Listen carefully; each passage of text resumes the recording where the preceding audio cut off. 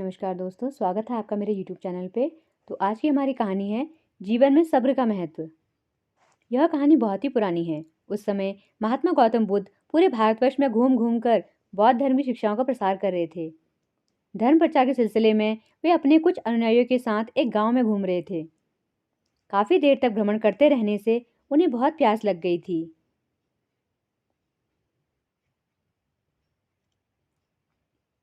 प्यास बढ़ता देख उन्होंने एक शिष्य को पास के गांव से पानी लाने के लिए कहा। शिष्य जब गांव में पहुंचा तो उसने देखा कि वहां एक छोटी सी नदी बह रही है, जिसमें काफी लोग अपने वस्त्र साफ कर रहे थे और कई अपनी गायों को नहला रहे थे। इस कारण नदी का पानी काफी गंदा हो गया था।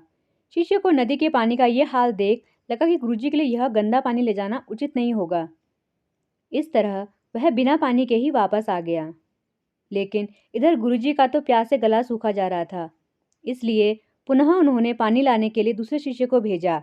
इस बार वह शिष्य उनके लिए मटके में पानी भरकर लाया। यह देख महात्मा बुद्ध थोड़ा आश्चर्यचकित हुए।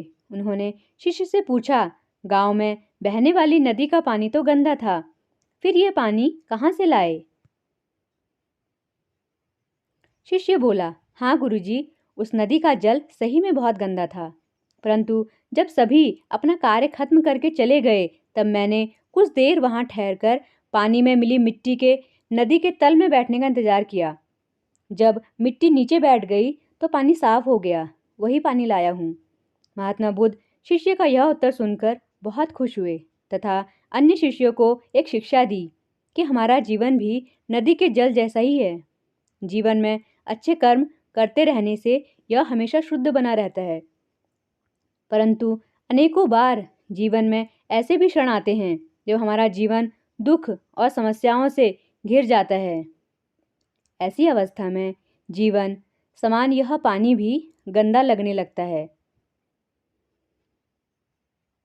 मित्रों, इसलिए हमें जीवन में दुख और बुराइयों को देखकर अपना साहस नहीं खोना चाहिए और धैर्य रखना चाहिए। गंदगी समान ये समस्याएं स्वयं ही धीरे धीरे खत्म हो जाती हैं।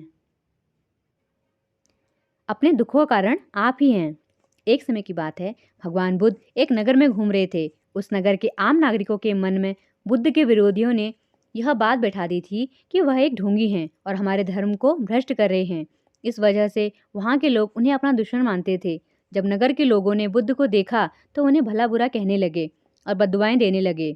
गौतम बुद्ध नगर के लोगों की बात शांति से बिना कुछ बोले सुनते रहे, लेकिन जब नगर के लोग उन्हें बोलते बोलते थक गए तो महात्मा बुद्ध बोले, क्षमा चाहता हूँ, लेकिन अगर आप सभी की बातें खत्म हो गई हैं तो मैं यहाँ से जाऊं?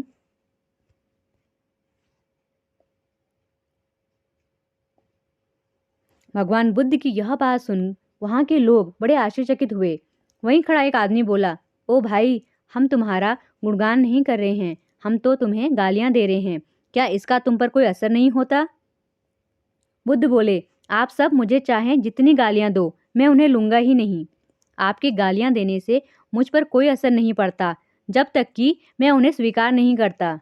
बुद्ध आगे बोले, और जब मैं इन गालियों को लूंगा ही नहीं तो यह कहाँ रह जाएंगी? निश्चित ही आपके पास। मित्रों, बुद्ध के जीवन का यह छोटा सा प्रसंग हमारे जीवन में एक नया परिवर्तन ला सकता है, क्योंकि बहुत से लोग अपने दुखों के कारण दूसरों को मानते हैं, जो कि अच्छी बात नहीं है। ऐसा कर हम स्वयं के लिए गड्ढा खोद रहे होते हैं। यह सब हम पर निर्भर है कि हम लोगों के नेगेटिव बातों को कैसे लेते हैं, उन्हें स्वीकार कर रहे हैं या नकार रहे हैं। वीडियो पसंद आई हो तो please like, share and subscribe करना ना भूलें और देखने के लिए बहुत बहुत धन्यवाद।